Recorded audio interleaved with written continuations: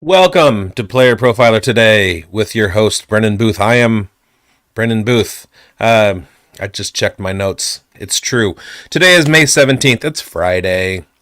And we've had a very inconsequential week in football, except for the anticipated release of the 2024 schedule, which we will talk about in a little bit. But our top stories today, we have two of them. They're kind of dueling top stories.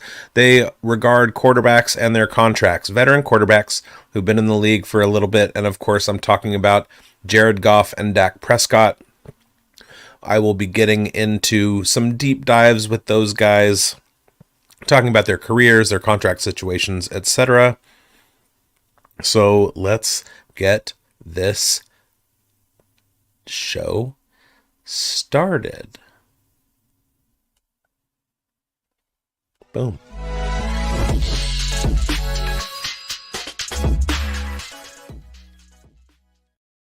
Our top story today, I guess you could call it the Dak Prescott contract extension. A story came out that the Cowboys and Dak Prescott were not getting close on putting together a contract extension for Dak. Now, Dak Prescott has been the Cowboys quarterback since 2016. He came into the league at 23 years old. He's made the playoffs quite a few times: 2016, 2018, 2021, 2022, and 2023. So the Cowboys have made the playoffs the last 3 seasons in a row and have not done much more than 2022. They wound up winning and then going out. 2021 and 2023, they were one and done. So there's some controversy as to whether Dak can win the big game and all of that stuff. As a fantasy player, I watch Dak Prescott fairly closely and have him pretty high ranked in my quarterback rankings because he is consistently one of the top quarterbacks in the league. Now, his contract situation is kind of iffy. He originally signed in 2020, 2021 a 4-year deal, which is going to finish this season. This season, he's going to be paid $55 million. The cap hit, or the dead cap number, is $66 million, which means if the Cowboys were to go ahead and cut Dak, it would cost them $11 million. There is an out at the end of the season, though. And that means that next year, instead of paying him $40 million, they can cut him, and they basically save their dollars. So what are they going to do with Dak? Well, obviously, if they let him hit free agency, they're going to either be looking for a free agent quarterback or maybe promoting Trey Lance. Now, Trey Lance is an interesting story. He was a first-round pick of the San Francisco 49ers, lost out in the backup role to Brock Purdy to Sam Darnold in 2023, and eventually the 49ers traded him. I mean, traded is a nice word. You can say offloaded him. Kyle Shanahan got rid of him to the Dallas Cowboys. And apparently, according to reports, Dak Prescott has taken Trey Lance under his wing. He's doing a great job of showing him the ropes, as it were, teaching him how to be an NFL quarterback, which may be something that the 49ers were lacking, given Trey Lance's performance. He was put on the football field, but was he really taught how to comport himself as an NFL quarterback? So the Dak Prescott contract issue is, it's looming. And what do we know about Jerry Jones? We don't know anything. Every time we think something about Jerry Jones, he goes ahead and does something different. We thought that he was going to draft a running back in the 2024 draft. He didn't. We thought that, he was going to do that, and instead he brought back Ezekiel Elliott. He allowed Tony Pollard, who was, the heir apparent in 2023, to walk at the end of the season, and now he's in Tennessee. He tagged Dak Prescott in 2020, which led to the 2021 through 2024 contract that Prescott signed that was severely backloaded, and you have to think that Jerry is he's looking at that $55 million number, going, I don't necessarily like this situation. So if he's going to keep Dak around, he's going to be continuing to pay the man in the 25 to 60 million dollar range, depending on how far they're able to kick the can down the road. In my opinion, I think that they re-sign him. I mean, he's a playoff caliber quarterback. Anybody who can recall the Michael Lewis book Moneyball, great movie, but an even better book. It kind of kicked in the idea of market inefficiencies. It was a little bit mislabeled as a saber or an analytics kind of thing. That's really not what it was. What Billy Beane was doing with the Oakland A's was market inefficiency, and he was using analytics to find those market inefficiencies. Now, the way that relates to football is paying a quarterback $55 million in a year is not a market inefficiency. What you want to do is be able to find a quarterback who is making $1 million as a 4th round pick for 5 years and win with him. The other way that there's an allusion to Moneyball is the idea that analytics and statistics can help you determine whether you're going to be a playoff team. Now, it's a little bit easier with a larger sample size in baseball. Essentially, with a 162 game season, every week or every 10 games in Major League Baseball is the equivalent of 1 week in the NFL. So because of the sample size, it's a little bit harder to determine. But it's still, you have to be able to look at stats and analytics and say, okay, this is a playoff caliber team, etc. And then the playoffs are a crapshoot. Now, don't go telling that to the Kansas City Chiefs fans, because they seem to wind up, if they make the playoffs, they're going to win the Super Bowl. And that leads us, or that gives us a little spoiler alert to what's coming up later with the schedule talk. I'll get into that in a bit. So Dak Prescott looking for a contract extension, going to be paid $55 million this season. Jerry Jones has the opportunity to get rid of him and maybe go with a lower contract guy like Trey Lance. Now, Trey Lance is going to come with his 5th-year option in a couple years, and that might be a little bit more expensive than Jerry wants to deal with. So just keep an eye on the Dallas Cowboys and their quarterback fluid situation. It's possible if Dak Prescott goes to a Super Bowl in 2024, Jerry's going to give him the bag. But if Dak Prescott goes one and done again, makes the playoffs with a pretty heavy defense that Jerry built through the draft, and then loses in the first round, maybe it's going to be time to move on from Dak. Okay, now I'm going to take a little break here, but I want you to listen to Matt Kelly. He is the founder of Player Profiler, and he's got a little message for you about a nice little fantasy tool that, I mean, I don't know about you, but I enjoy winning.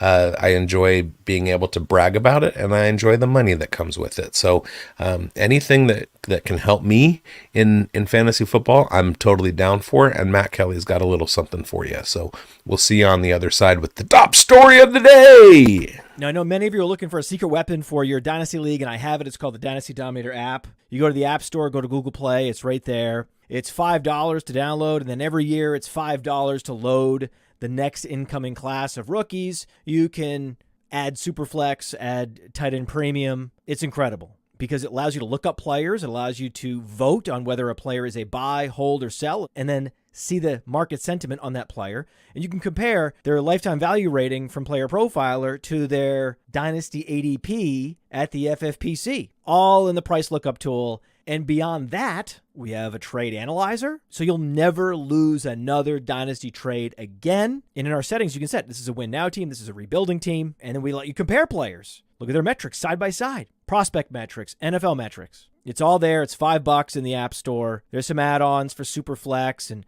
to buy the upcoming rookie class. Every year, you're going to spend $5 on this thing, and it's going to be well worth it.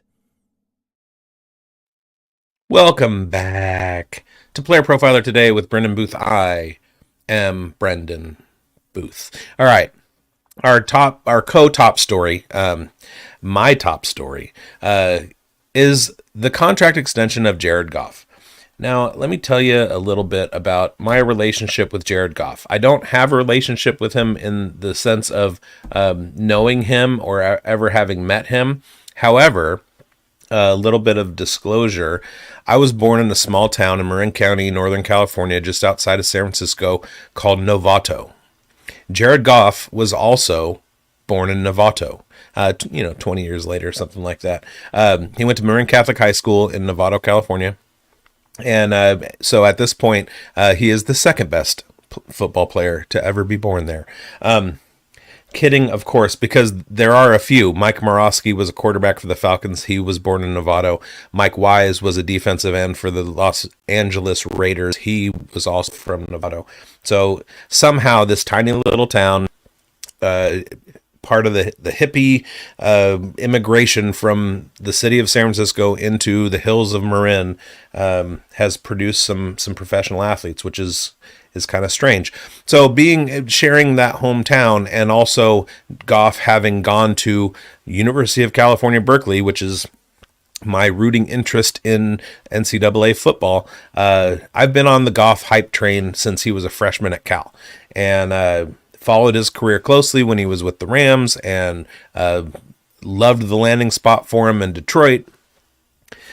And I'm just a huge Goff fan. I'll admit it. So this story comes with a little bit of bias. Now, let's talk a little bit more about Goff and his career. He was a first round pick in 2016. There was some controversy over whether it was going to be him or Wentz.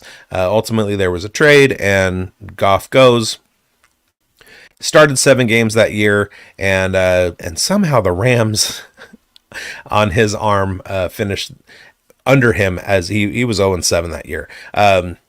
Became the full-time starter in his second year and comported himself well. He's carried a 64.7 career completion percentage.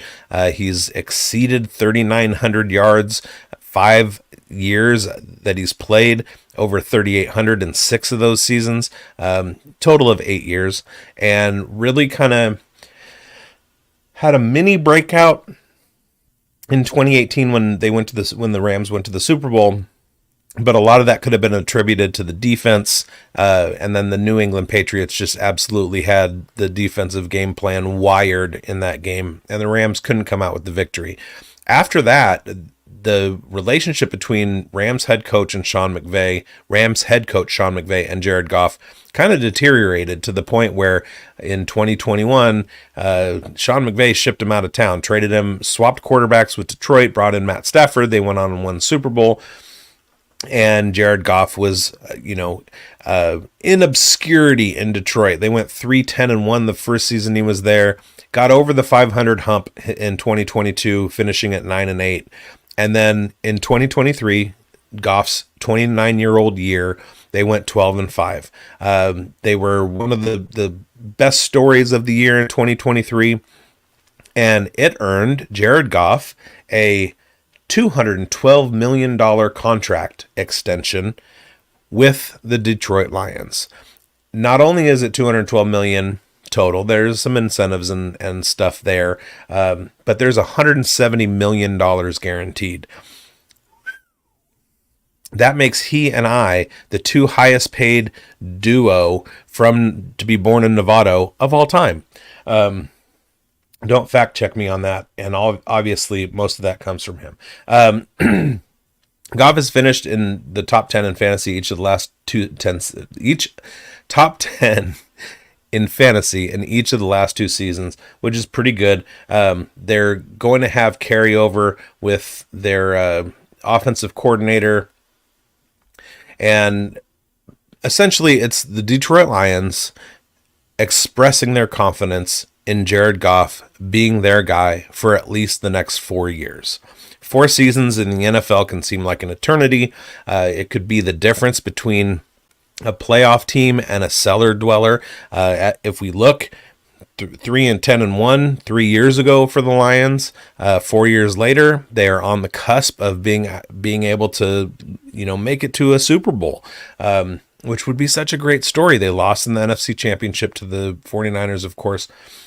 But looking over Goff's career, 8 seasons, he has made the playoffs for 2020, 2018, and 2017 with the Rams, and 2023 with the Detroit Lions, which, honestly, it was kind of a reclamation project. There was a new head coach, a new offensive coordinator. They built the team from the ground up. We all got to see the Jahmyr Gibbs draft celebration when they thought that Gibbs fell to them. And they have a quarterback that they're confident in. In 2023, Jared Goff was 407 for 605 for a 67.3 completion percentage, which is the highest of his career. He threw for 4,575 yards, which surprisingly is the third highest of his career. He threw for 30 touchdowns. He only had 12 interceptions. That's around his standard rate. His interception rate is about 2%. He just had a really, really good season, and the Detroit Lions went to the NFC Championship game. The Detroit Lions have said, you are our guy.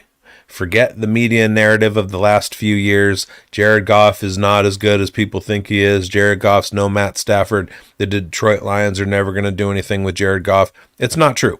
The Detroit Lions built a team around Jared Goff, and they're going to continue.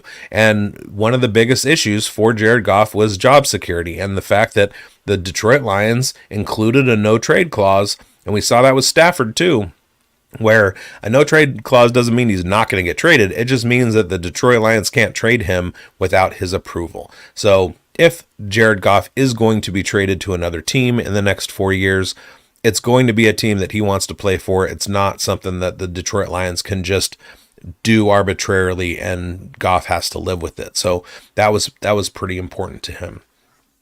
All right, enough about my homeboy, Jared Goff. Some more player news. Allen Robinson signed with the New York Giants. Allen Robinson is, he was a good story for a while. He had some good years in Chicago, and he's bounced around since then. Maybe he's lost a step. Maybe he's been a camp guy, somebody a supplemental receiver in wide receiver rooms. Obviously, he's a veteran, so he's smart. He's got a lot to bring to the table, even if he doesn't necessarily do it on the field. And he's now joining a team where Daniel Jones is hoping to have a fully healthy 2024, start 17 games.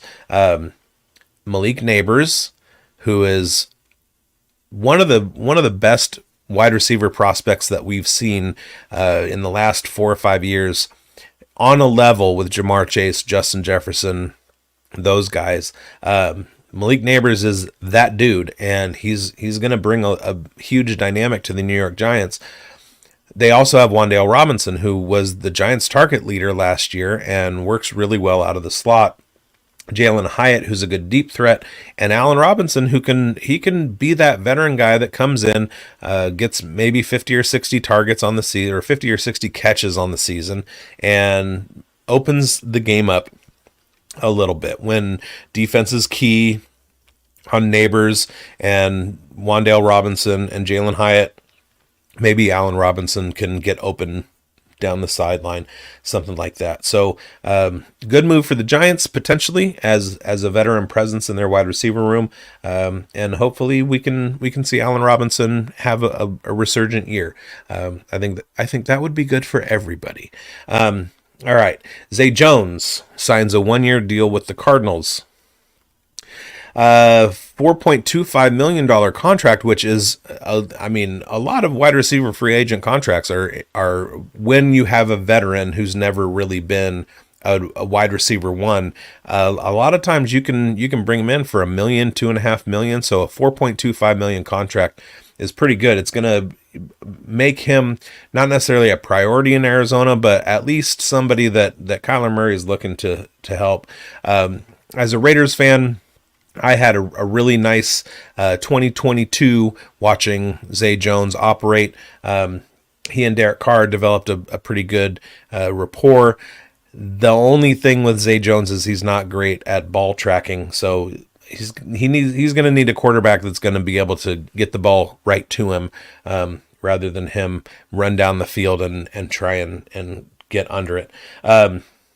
So the Cardinals add Zay Jones to their wide receiver room. They lost Hollywood Brown. He is moving on to Patrick Mahomes land in Kansas City, and Rondale Moore, he is joining Kirk Cousins in Atlanta. So they drafted Marvin Harrison Jr.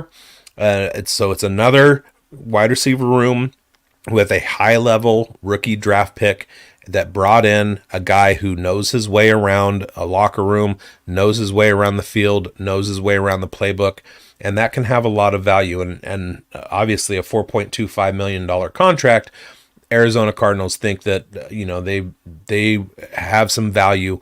They're bringing in some value with Zay Jones. Michael Wilson, second-year wide receiver out of Stanford, he fills out that wide receiver room, and Greg Dortch as well. So, I mean, are the Arizona Cardinals building something out in the desert? We will see in 2024. All right, on to our final story. We're going to be talking about the NFL schedule. It was released the other day. Everybody was on pins and needles. There were rumors. There were reports. There were leaks. It was such a contrived and performative.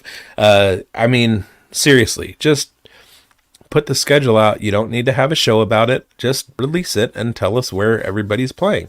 And then that was followed up by 24 hours of analyzing the schedule and who's got the hardest strength of schedule and all that stuff. Basically, all we really need to see out of the schedule is who your favorite team is and who they're going to be playing. But as a football fan, there are some calendar games that are out there.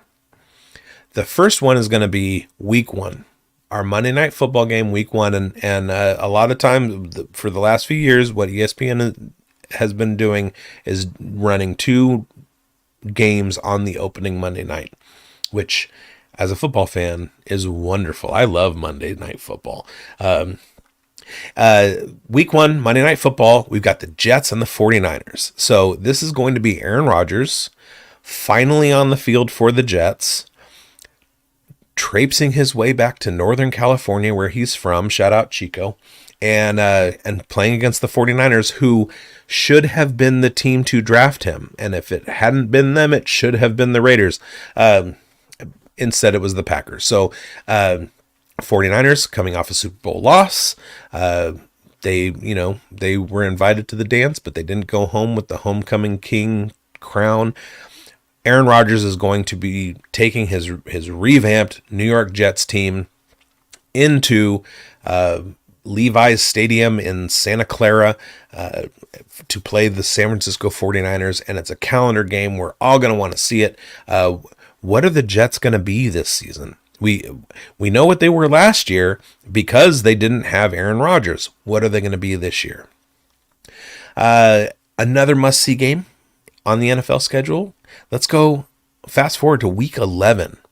Now, one of the biggest rivalries over the last 4 or 5 years has been the Chiefs and the Bills, and Kansas City travels to Buffalo to play the Bills. Josh Allen, Patrick Mahomes, it's Leonard Hagler, it's Tyson Douglas, it's a heavyweight, it's Ali Liston, it's the Chiefs and the Bills. Every season, the Chiefs seemingly have won the Super Bowl. They're the defending champs, and every season the Bills are a popular pick for who's going to ascend and take the crown. So it'll be interesting to see by week 11 what their respective records are.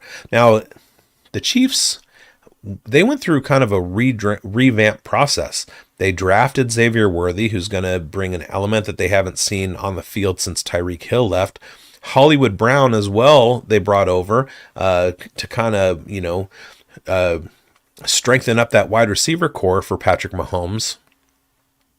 Do they make the right moves to fend off all of the challengers. I mean, it's easy to get to the top. It's harder to stay there. So what are they going to look like in week 11? The Bills, on the other hand, they lost Stephon Diggs and they lost Gabe Davis, and they kind of went into the draft looking at, they have 2 elite tight ends, and that's about it. Khalil Shakir, he's serviceable from the slot. And then they went out and they drafted Keon Coleman, who they hope can be the alpha in the room. So you're gonna see the big matchup, Chiefs at Bills. I think it's gonna have not playoff implications, but it's gonna tell us a lot about the final 6 weeks of the season, where those teams are at, and whether or not either of them is a contender still. Staying in week 11 and returning to Monday Night Football, we've got the Battle of Texas, the Houston Texans and the Dallas Cowboys.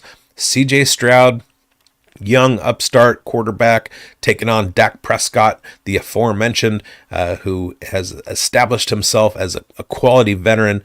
And Texans, newly minted as a playoff team. The Cowboys keep getting there. And they're going to battle it out for the state of Texas in week 11. Let's go back to Santa Clara, week 7. Chiefs and 49ers, a rematch of the 2020. It was played in 2024. A rematch of last season's Super Bowl. You got Brock Purdy. You got Patrick Mahomes. You got Greg Kittle. You got Travis Kelce. You got the Chiefs' inexplicably great defense. You've got the 49ers' explicably great defense, and they're gonna battle it out. Week 16, Jared Goff returns to Santa Clara. There it is, one more time, Santa Clara. Returns to Northern California. In all honesty, Santa Clara and Novato are 2 very, very different towns in Northern California. One is south of San Francisco. The other is north of San Francisco. One is the heart of Silicon Valley. The other is the heart of Marin County. It's kind of like the difference between somebody that drives a Tesla and somebody that rides a recumbent bicycle. And if you don't know what that is, Google it. Lions at 49ers. Rematch of the NFC Championship game. It's going to be in week 16. So talk about playoff implications. Are they both going to be vying for their division championships? Are they going to be trying to determine home field advantage throughout the playoffs? That's going to be a big game. Week 16, Lions at 49ers.